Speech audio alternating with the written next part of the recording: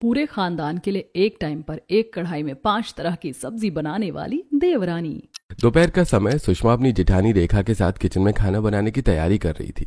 Gas चूल्हे पर चावल पकने को रखा था और वो दोनों मिलकर तोरई, भिंडी, लौकी, आलू, मटर और गाजर साफ कर रही थी। तभी किचन में उन दोनों की सास रानी आती है और बहू, तुम 5 तरह की सब्जियां तो बना रही हो ना? हाँ मम्मी जी, बना रही हूँ। ये देखिए, तुरई, भिंडी, लौकी, आलू, मटर और गाजर। रेखा अपनी सास को साफ कर रही सब्जियां दिखाती है। अच्छी सब्जी बनाना। तुम्हें तो पता ही है कि तुम्हारे ससुराल वालों के नखरे कितने हैं। अगर जरा सी भी कमी रह गई तो टोकने में एक बार भी नहीं सोचेंगे। हाँ मम्मी जी, इतने दिनों में तो मैं समझ गई हूँ कि सभी खानदान के लोगों के नखरे अलग अलग हैं। मैं आपसे क्या कह रही थी कि हाँ बहू, बोलो ना। हमारा 25-30 लोगों का खानदान है और गैस कनेक्शन सिर्फ एक है। हाँ तो क्या हुआ? गैस कनेक्शन एक है, बाकी काम फिर भी चल तो रहा है ना।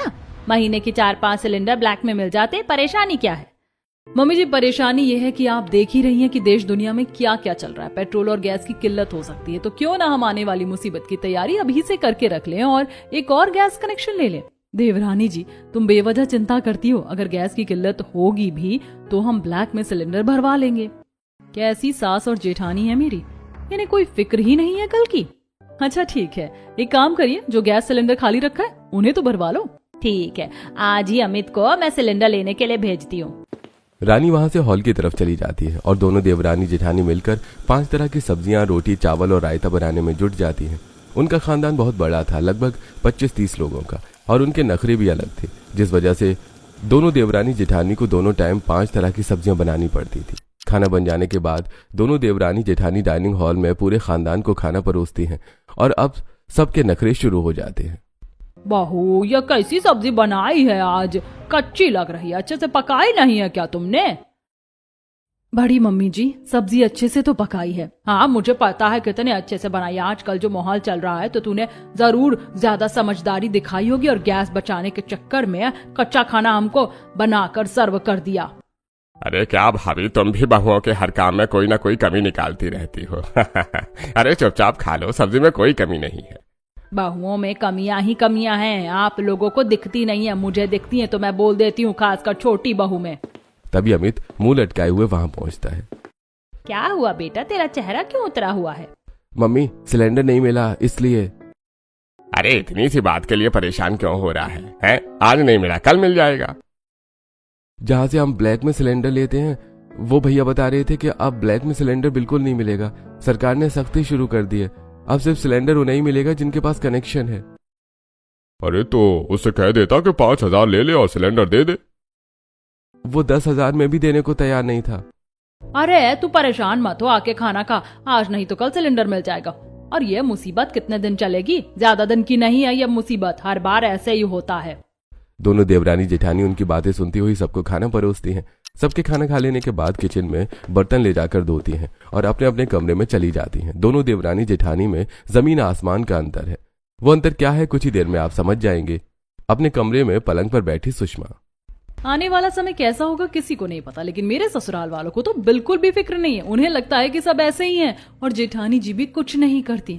अब मुझे ही कुछ करना होगा क्योंकि गैस सिलेंडर सिर्फ 2 ही बचे हैं। शाम के समय दोनों देवरानी जेठानी अपनी सास के साथ सब्जी मंडी सब्जी लेने पहुंच जाती हैं। जिस समय वो तीनों सब्जी वाले भैया के ठेले से 5 तरह की सब्जियां पसंद कर रही थी, उसी समय सुषमा की नजर एक दुकान पर पड़ती है जहां पर लकड़ी और कंडे रखे हुए थे।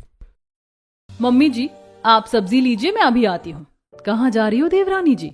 सुषमा दुकान की तरफ इशारा करती है और वो देखो, लकड़ी वाले से लकड़ी लेने। सुषमा दुकान में जाती है और दुकानदार अजय से मोल भाव करने लगती है। भैया, लकड़ी क्या भाव दिए हैं और कंडे कैसे दिए? ज्यादा महंगी नहीं है बहन जी, मात्र 10 रुपए का एक कंडा है। और अजय लकड़ियों का भाव बता पाता उससे पहले ही सुषमा की जेठानी और सास वहां पहुंचती है। और बाहू, तुम इन लकड़ी और कंडों का क्या करोगी? मम्मी जी, अब गैस मिल नहीं रही है तो गैस की बचत करनी होगी हमें, बस उसी का जुगाड़ लगा रही हूँ। देवरानी जी, अब आप हमें ये लकड़ी और कंडे से बना खाना खिलाओगी, पूरा घर धुआं धुआं करोगी। देखिए अब आगे क्या होगा, उसकी तैयारी तो अभी से करनी होगी ना। तू भी ना बेमतलब की चिंता करती है, कुछ नहीं होने वाला, चल तू ये सब मत ले। वो तीनों सिर्फ 5 तरह की सब्जियां, धनिया, मिर्च और मसाले लेकर घर वापस लौट आती हैं। किचन में दोनों देवरानी जेठानी डिनर बनाने की तैयारी करने लगती हैं, लेकिन जैसे ही देवरानी गैस चूल्हे पर बड़ी कढ़ाई चढ़ाती है तो देवरानी जी इतनी बड़ी कढ़ाई क्यों? क्या आज आप 5 सब्जियां एक साथ बनाने वाली हो? हाँ जेठानी जी, ऐसा ही करना होगा, तभी गैस की बचत होगी। देवरानी जी तुम भी ना, खानदान की बातें तुम ही सुनना, मैं नहीं सुनूंगी। ठीक है जेठानी जी, मैं बातें सुनूंगी, आप बस रोटियां सेक देना। सुषमा गोभी, आलू, मटर, कद्दू और गिलकी एक साथ मिक्स करके एक ही सब्जी बना देती है और रेखा रोटियां सेक देती है। सब्जी और रोटी बनाकर दोनों देवरानी जेठानी हॉल में बैठे पूरे खानदान को सर्व करती हैं। सिर्फ एक सब्जी और रोटी देखते ही सबका पारा हाई हो जाता है। अरे बहू, ये क्या बना कर ले आई हो? मुझे पता है इन्होंने गैस की बचत करने के लिए यह किया है। मैंने नहीं, देवरानी जी ने। हाँ, मैंने किया है। छोटी बहू, तुम्हें पता है ना कि तुम किस खानदान की बहू हो, तुम्हें फिक्र करने की कोई जरूरत नहीं है। जैसा पहले से चलते आ रहा है वैसा चलने दो। और हाँ, ये बचत अपने मायके में जाकर करना, यहाँ करने की जरूरत नहीं है। अब तो सुषमा ने बना दिया, अब आप सब लोग खा लो, कल से वो ध्यान रखेगी। मैं तो नहीं खा रही, मुझे तो मेरी मनपसंद कोफ्ते ही चाहिए। मैं अपने लिए लौकी लेकर आई थी। ठीक है, मैं कोफ्ते बनाकर लाती हूँ। रेखा रसोई में जाकर कोफ्ते बनाती और डाइनिंग हॉल में सबको परोसती है। ये लोग तो नहीं सुधरने वाले, मुझे कुछ हटके करना पड़ेगा। गैस की बचत करने के लिए सुषमा अगली बार से किचन में अलग अलग मेटल्स जैसे तांबा, पीतल, लोहा और स्टील के बर्तनों में सब्जी बनाकर देखती है। सुषमा जब भी अलग अलग मेटल्स के बर्तन में सब्जी बनाती तो सब्जी पकाने में लगने वाला समय पता करने के लिए घड़ी में टाइमर सेट कर लेती, लेकिन 5 तरह की सब्जी बनने में देर हो जाती है, जिस वजह से डाइनिंग हॉल में खाने का इंतजार कर रहा पूरा खानदान। भाभी, आज खाना खिलाने का इरादा है या नहीं? हम कब से भूखे बैठे हैं। बस अभी थोड़ी देर में लाई। सुषमा कुछ देर के बाद 5 अलग अलग बर्तनों में बनी सब्जियां डाइनिंग हॉल में पूरे खानदान को सर्व करती है और उसकी जेठानी रोटी और चावल ले जाकर सबको सर्व कर देती हैं। जैसे ही वो सभी सब्जी और रोटी खाना शुरू करते हैं, उन्हें सब्जी का स्वाद पहले के मुकाबले थोड़ा बदला हुआ समझ में आता है। भाभी, आज सब्जी का स्वाद कुछ अलग लग रहा है। ये स्वाद कैसा है? आज तुमने कैसा खाना बनाया भाभी? छोटी बहू, तुमने कुछ एक्सपेरिमेंट तो नहीं किया ना? हाँ मम्मी जी, मैं अलग अलग बर्तनों में सब्जी बनाकर देख रही थी कि किसमें सब्जी जल्दी बनती है। भाभी, आपको ऐसा करने की जरूरत क्या थी? आप तो ऐसे ही खाना बनाओ जैसे हमेशा बनाती थी। ननद जी, पहले की बात और थी, अब की बात और है। पहले गैस की टेंशन नहीं थी, लेकिन अब टेंशन है। मुझे थोड़ा सोच समझकर खाना बनाना पड़ेगा, थोड़ी अपनी समझदारी दिखानी होगी। नहीं तो आपको तो पता ही है कि इतने बड़े खानदान के लिए एक टाइम का खाना बनाने में ही 2 किलो गैस लग जाती है और 1 सिलेंडर 14 किलो का ही होता है। तुम भी किसे समझाने की कोशिश कर रही हो ननद जी? उनकी बातें चली रही थी कि तभी खाना खाते हुए टीवी पर चैनल बदल रहा बसंत न्यूज चैनल लगा देता है, जिस पर न्यूज एंकर चिल्ला कर बता रहा था कि अब से भारत पेट्रोलियम ने नया नियम लागू किया है कि 14 किलो के सिलेंडर में 10 किलो गैस ही दी जाएगी और उसका उतना ही पैसा लिया जाएगा। अरे भाई, ये सरकार भी ना रोज नए नए नियम निकालती है।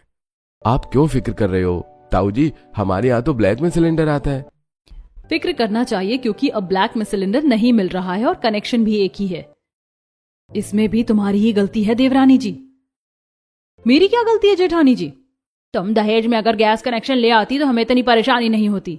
अच्छा, मतलब दहेज में गैस कनेक्शन करवा के लाती तो ससुराल वाले खाना खाते, और इतने सालों से इतना बड़ा खानदान खाना खा रहा है फिर भी गैस कनेक्शन नहीं लिया, तो उसके लिए आप क्या कहना चाहेंगी? अरे भाभी, तो मेरी छोटी बहू से नहीं जीत सकती, वो बहुत होशियार है। देखा कैसे जवाब दिया। और इसने कुछ गलत भी नहीं कहा। दोनों देवरानी जेठानी चुप हो जाती हैं और सभी लोग चुपचाप खाना खाकर अपने अपने कमरे में चले जाते हैं। उस रात सब लोग गहरी नींद में सो जाते हैं, लेकिन सुषमा को नींद नहीं आती, जिस वजह से वो बालकनी में जाकर टहलने लगती है। इन्हें तो कोई फिक्र नहीं है, मैं क्या करूं? मुझे ही घर संभालना होता है, तो मुझे ही अपनी समझदारी दिखानी होगी ताकि गैस ज्यादा दिनों तक चले और मैं इन लोगों की पसंद का खाना भी खिला सकूं और एक ही टाइम में 5 तरह की सब्जी बनाकर पूरे खानदान को खुश कर सकूं। तभी नीरज वहां आता है और उसके कंधे पर हाथ रखकर, क्या हुआ? तुम यहाँ क्या कर रही हो और क्या सोच रही हो? कुछ नहीं, बस गैस खत्म होने की फिक्र है। तुम चिंता मत करो, परेशानी ज्यादा दिनों की नहीं है, बस वॉर का सोल्यूशन निकलते ही सब पहले जैसे नॉर्मल हो जाएगा। मुझे तो ऐसा नहीं लगता कि बहुत जल्द पहले जैसा सब कुछ नॉर्मल होगा। तुम भी ना बेवजह फिक्र करती हो। भाभी को देखो, कोई चिंता नहीं है उन्हें। चलो सो जाओ, नहीं तो बीमार पड़ जाओगी बेवजह की चिंता की वजह से। नीरज सुषमा को कमरे में ले जाता है और फिर अगली सुबह सुषमा अपनी जेठानी के साथ जब किचन में नाश्ते के लिए गैस पर पोहे बना रही थी, तभी खिड़की से देखती है कि सामने वाले घर में किराए पर रह रही सुरभि अपने बेटे वैभव को डांट रही है। जैसे जैसे बड़ा हो रहा है वैसे वैसे तेरे नखरे बढ़ते जा रहे हैं। जो बना कर दिया है वो खा ले चुपचाप। नहीं, मुझे हलवा ही खाना है। सुषमा का ध्यान सुरभि और वैभव पर था। तभी चाय बना रही उसकी जेठानी। देवरानी जी, ध्यान रसोई पर दो, नहीं तो बेवजह गैस वेस्ट हो जाएगी और नाश्ता भी। सुषमा भले ही पोहे बना रही थी, लेकिन उसका ध्यान सुरभि और वैभव पर ही था। पोहे बन जाने के बाद सुषमा फटाफट हॉल में बैठे पूरे खानदान को सर्व करके चुपचाप सुरभि के घर पहुंच जाती है, जहां सुरभि कटोरे में पोहे लिए एक कोने में बैठी है और उसका बेटा वैभव दूसरे कोने में लोट लगाकर रो रहा है। क्या हुआ? मैंने देखा कि आप अपने बच्चे को डांट रही थी। डांटू ना तो और क्या करूं, ये बहुत नखरीला हो गया है। खाने में इसके नखरे खत्म ही नहीं होते। मैंने पोहे बनाए तो ये कह रहा मुझे हलवा खाना है। और हालत तो देख ही रही हो, गैस की कितनी मारामारी है। ब्लैक में भी गैस नहीं मिल रही और गैस थोड़ी ही बची है। अगर ये खत्म हो गई तो खाना कैसे बनेगा? मैं तो चिंता में ही आधी हुई जा रही हूँ। इसमें परेशानी वाली कौन सी बात है? अगर गैस खत्म हो जाएगी तो तुम लकड़ी और कंडे से खाना बना लेना। मेरा पति कल गया था लकड़ी और कंडे लेने, वो तो गैस से भी महंगा हो गया है। अच्छा, मतलब लोग मुनाफाखोरी करने से बाज नहीं आ रहे, मौका परस्त हो गए सब। हाँ, पता नहीं लोगों को मुसीबत के समय गरीबों की मजबूरी का फायदा उठाकर क्या मिल जाता है। अब मैं कैसे 2 वक्त का खाना बनाऊंगी? एक काम क्यों नहीं करती आप? कैसा काम? आप खिचड़ी बना लिया करो, उसी में सब्जी, दाल, चावल सब डालकर। ऐसा करके आप एक दिन की गैस में 3 दिन का खाना बना सकती हो। अरे वाह, मैंने तो ऐसा सोचा ही नहीं। मैं तुम्हारी कई बात पर गौर करूंगी और तुम्हारा नुस्खा आजमाऊंगी। सुषमा सुरभि के हाथ से पोहे लेकर वैभव के पास जाती है और उसके सिर पर हाथ फेरकर, बेटा देखो, इस समय कुछ परेशानी चल रही है, इसीलिए मम्मा तुम्हारे मन की चीज बनाकर नहीं खिला पा रही। इसीलिए जो मिल रहा है वो खा लो। बहुत से बच्चों को तो ये भी नहीं मिलता। ठीक है आंटी, अब मैं सब खाऊंगा। वैभव सुषमा के हाथ से पोहे लेकर खाने लगता है और सुषमा वापस अपने घर आ जाती है। सुषमा वैभव को तो समझा देती है, लेकिन उसका खानदान कुछ भी समझने को तैयार नहीं था। उसी दिन दोपहर में खाना खाकर हॉल में बैठा पूरा खानदान टीवी पर न्यूज देख रहा था। न्यूज एंकर चिल्लाकर ये बता रहा था कि जब से ब्लैक में सिलेंडर मिलना बंद हुआ है तब से पूरे देश में हाहाकार मचा हुआ है। गैस सिलेंडर 10,000 रुपए में भी नहीं मिल रहा है। अरे भैया, न्यूज वाले भी ना कुछ भी दिखाते हैं। हमें देखो, हम दोनों टाइम 5-5 तरह की सब्जियां खाते हैं, गैस की कोई कमी नहीं है। आखिर कब तक खाएंगे? बहू, हमारे पास सिलेंडर रखे हुए हैं ना, तो तुम क्यों परेशान होती हो? एक सिलेंडर आज ही खत्म हो गया, बस आखिरी सिलेंडर बचा है, तो परेशान तो होना ही पड़ेगा। अरे छोटी बहू, तो लकड़ी और कंडे से खाना बना लेना। लकड़ी और कंडे भी कहाँ मिल रहे हैं अब सब मेरी बात समझो और अब से खाने पर थोड़ा कंट्रोल करो। 5 तरह की सब्जी खाना बंद करो।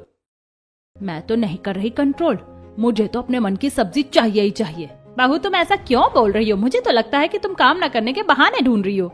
आप चिंता मत करिए, मैं हूं ना आप सबको मनपसंद सब्जी बनाकर खिलाने के लिए।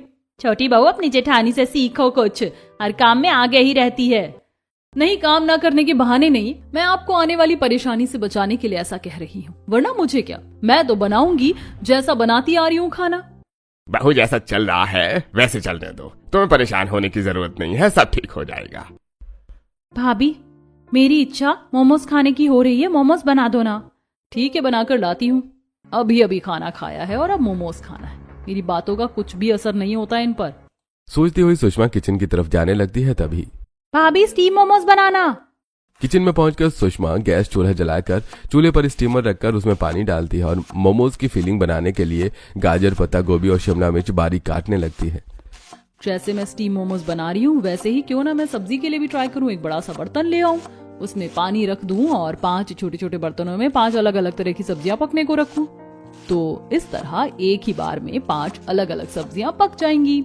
स्टीमर में उबल रहे पानी को देखकर सुषमा को ये आइडिया आता है। तभी खिड़की से वो देखती है कि रोहित अपना ठेला लेकर जा रहा है और उसके ठेले पर एक बड़ी सी कढ़ाई रखी है। सुषमा रसोई से भागकर बाहर आती है। भैया रुको। रोहित ठेला रोकता है। अरे बहन जी, ठेले पर कुछ नहीं है।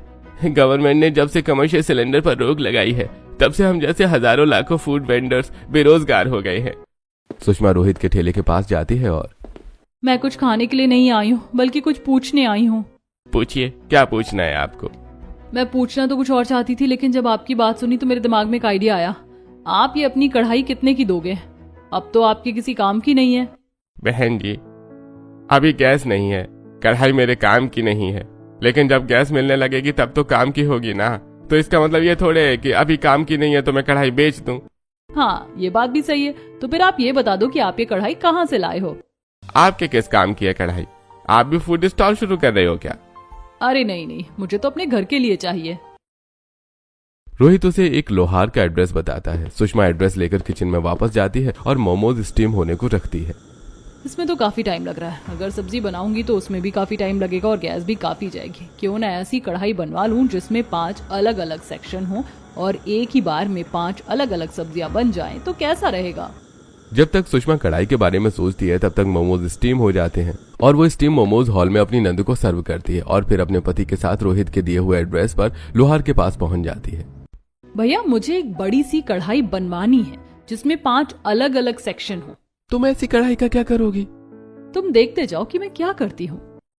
लोहार रेखा के मन मुताबिक एक बड़ी सी कढ़ाई बना देता है जिसमें 5 अलग अलग सेक्शन बने होते हैं। कढ़ाई लेकर सुषमा नीरज के साथ घर पहुंच जाती है। हॉल में बैठी सुषमा की जेठानी रेखा सुषमा के हाथ में 5 सेक्शन वाली बड़ी सी कढ़ाई देखती है और देवरानी जी, इतना बड़ा कढ़ाहा क्यों ले आई हो और इसमें अलग अलग सेक्शन क्यों है? जेठानी जी, एक ही बार में 5 तरह की सब्जी बनाने के लिए। सुषमा बहुत खुश थी और डिनर के लिए वो उसी कढ़ाई में एक साथ 5 तरह की सब्जियां, आलू मटर, मसाला भिंडी, बैंगन, तोरई और फली की सब्जी बनाती है। उसी के साथ रोटी बना रही उसकी जेठानी उसे देखती रह जाती है। उस दिन पहली बार सुषमा रोटियों से पहले सब्जी बना लेती है। सुषमा पूरे खानदान के लिए एक टाइम पर एक कढ़ाई में 5 तरह की सब्जी बनाकर सर्व करती है। वाह बहू, आज तुमने इतनी जल्दी कैसे 5 तरह की सब्जियां बना ली? तभी वहां रोटियां लेकर रेखा आती है। एक ही कढ़ाई के 5 अलग अलग सेक्शंस में। वाह बहू, तुमने तो कमाल कर दिया। हमें तो पता नहीं था कि एक ही कढ़ाई में एक ही बार में 5 अलग अलग सब्जियां बनाई जा सकती हैं। हाँ, अब तो कुछ करना ही पड़ेगा ना। आप देख तो रहे हो कि गैस की कितनी मारामारी है और हमें सिर्फ एक ही गैस मिलेगी जो कि सिर्फ 7 दिन ही चलती है। अरे वाह बहू, देवरानी जी ने कौन सा तीर मार लिया है। गैस तो उतनी ही लगी होगी ना, भले इसने एक ही बार में 5 सब्जियां बनाई हैं। जेठानी जी, आपको नहीं पता, जितनी गैस 5 सब्जियां बनाने में लगती थी ना, उतनी गैस में मैं अब 5 टाइम सब्जियां बना सकती हूँ। अच्छा, मुझसे होशियारी दिखाएगी। मैं अभी तुझे बताती हूँ कि तू कैसे एक ही बार में 5 तरह की सब्जी बनाकर ससुराल वालों को खिलाएगी। रेखा अपनी देवरानी से चिढ़कर अपनी बुआ सास दामिनी को फोन करके घर पर बुला लेती है। दामिनी का मिजाज थोड़ा गर्म था और वो रेखा की देवरानी से थोड़ा चिढ़ती भी थी और ये बात पूरा खानदान जानता था। अपनी बुआ सास के आने के बाद सुषमा उनका अच्छे से स्वागत सत्कार करती है और फिर घर के बाहर खड़े सब्जी वाले के पास सब्जी लेने पहुंच जाती है, जहां पहले से ही उसकी पड़ोसने सुरभि और माला सब्जियां खरीद रही थी। देखूं तो आज कौन कौन सी 5 तरह की सब्जी बना सकती हूँ। तुम अभी भी 5 तरह की सब्जियां खरीद रही हो? हाँ, तुम्हें तो पता है कि मेरे ससुराल वालों के नखरे। तुम्हारे यहाँ गैस का भंडार है जो तुम अभी भी गैस की बचत नहीं कर रही हो? गैस का भंडार नहीं है, बस मैंने एक तरीका ढूंढ निकाला जिससे मैं एक बार सब्जी बनाने जितनी गैस में 5 तरह की सब्जी बना लेती हूँ। हमें भी बताओ, हम भी तरीका आजमाएं, क्योंकि हमारी भी गैस खत्म होने वाली है और इनके भी नखरे कुछ कम नहीं है। रेखा उन्हें अपना तरीका बताती है और सब्जियां खरीद कर घर चली जाती है। सुषमा पूरे खानदान को एक ही बार में एक ही कढ़ाई में 5 तरह की सब्जियां बनाकर खिला रही थी। भले ही उसका पूरा खानदान उससे खुश था, लेकिन उसकी बुआ सास उस अगले दिन भी सुषमा ने जैसी 5 तरह की सब्जी डाइनिंग हॉल में बैठे पूरे खानदान को परोसी, सब खुश हो गई। वाह बहू, तुमने तो वो कर दिया जो अब तक कोई नहीं कर सका। एक ही बार में 5 तरह की सब्जी बनाती है, वो भी सबका टेस्ट अलग अलग होता है। वही खाकर तो मजा आ जाता है। कहाँ मजा आता है, मुझे तो बिल्कुल भी टेस्ट नहीं आ रहा है। एकदम फीकी सब्जी है। जब से आई हूँ एक बार भी अच्छी सब्जी नहीं बनाई बहू ने। मुझे पता है तुम्हारे नखरे कभी खत्म नहीं होते, इसीलिए तो ससुराल से यहाँ आकर बैठी हो। क्या भैया, आप भी, अगर आपको तकलीफ होती है मेरे रहने से तो मैं अभी चली जाती हूँ। अरे अरे ननद जी, आपको तो पता है कि आपके भैया कितने मजाकिया हैं। चुपचाप खाना खाओ, उनकी बातों पर गौर मत करो। आप अपनी बहू के लिए मुझे ताना मार रहे हो भैया? मैं अब बताती हूँ कि आपकी बहू कैसे तारीफें बटोरती है। बेमन से दामिनी सबके साथ खाना खाती है और फिर रेखा के कमरे में चली जाती है। देखा बुआ जी, कैसे सब लोग देवरानी को सर पर चढ़ाए बैठे हैं। हाँ, मैंने देखा और सुना भी। अब ज्यादा दिनों तक पूरे खानदान के लिए एक टाइम पर एक कढ़ाई में 5 तरह की सब्जी बनाने वाली तुम्हारी देवरानी की तारीफ नहीं होने वाली। अगले दिन दोनों देवरानी जेठानी किचन में खाना बनाने की तैयारी कर रही थी और रसोई के बाहर खड़ी उनकी बुआ सास उन्हें गौर से देख रही थी। सुषमा ने चूल्हे पर रखी कढ़ाई के 5 अलग अलग सेक्शन में 5 तरह की सब्जियां डाली ही थी कि तभी छोटी बहू, तुम्हें भाभी ने बुलाया है। जेठानी जी, मैं अभी आती हूँ, तब तक देखना सब्जी जल ना जाए। सुषमा जैसे ही रसोई से बाहर जाती है, रेखा गैस की आंच तेज कर देती है और जैसे ही उसे सुषमा के आने की आहट सुनाई देती है, वो एक बार फिर गैस की आंच कम कर देती है। मम्मी जी ने तो मुझे बुलाया नहीं था। अरे मैं भूल गई थी, तुम्हारी ननद को बुलाया था, मैं अभी उसे बोलकर आती हूँ। दामिनी वहां से चली जाती है। तभी सुषमा को जली हुई सब्जी की बू आती है। जली हुई सब्जी की बात कहाँ से आ रही है? शायद पड़ोस में जली होगी। देवरानी जी जल्दी से चलो, पूरा खानदान डाइनिंग हॉल में बैठा सब्जी का इंतजार कर रहा होगा। मेरी रोटियां और चावल तो बन गई। दोनों देवरानी जेठानी 5 तरह की सब्जी, रोटी और चावल डाइनिंग हॉल में पूरे खानदान को सर्व करते हैं। उन्हें भी जली हुई सब्जी की बू आती है। अरे सब्जी तो जली हुई है बहू। बहू आज सब्जी कैसे जल गई? बहू, आमतौर पर तुमसे ऐसी गलती तो होती नहीं है, अब कैसे गलतियां हो रही हैं? सुबह की सब्जी में नमक और हल्दी ज्यादा थी, अब तुमने सब्जी जला दी। ये बहू की होशियारी है जो उसी पर भारी पड़ रही है। मैं कहती थी कि एक ही कढ़ाई में 5 तरह की सब्जी मत बनाओ, लेकिन मानी नहीं। बुआ जी ने मुझे कब ऐसा कहा? और मेरी बनाई सब्जी में हल्दी और नमक ज्यादा कैसे हुआ, जबकि मैं हर बार सारे मसाले एक ही क्वांटिटी में डालती हूँ। क्या सोच रही हो देवरानी जी? कहीं अपनी गलती किसी और के मत्थे मढ़ने का प्लान तो नहीं बना रही ना? अब समझ गई, हो ना हो ये मेरी बुआ सास और जेठानी की साजिश है। ये गलती मेरी नहीं है। ना जाने कैसे सब्जी जल गई। तुम्हारे कहने का मतलब है कि मैंने सब्जी जलाई है? मैंने तो ऐसा कुछ कहा ही नहीं। कहा नहीं तो क्या, लेकिन मैं भी तो किचन में ही थी ना। तुम्हारे दिमाग में ये बात तो आई होगी।